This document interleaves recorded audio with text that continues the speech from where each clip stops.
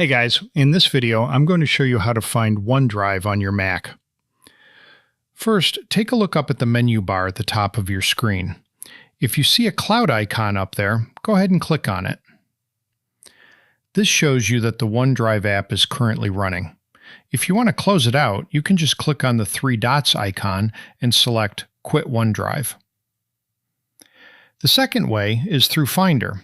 When you open up the Finder app, by default after installation, OneDrive creates a shortcut in the Locations section right over here on the sidebar. You can click on that to easily access your OneDrive folder and manage all your files directly from there. Now, if you're wondering exactly where this OneDrive folder is located on your Mac's hard drive, here's how you can find the exact path. Click on the OneDrive icon in the menu bar again, then click the three dots and select Preferences. Next, switch over to the Account tab and click on the Choose Folders button. Down here at the bottom, you'll see a line that says Location on your Mac, which shows the exact folder path where OneDrive is installed.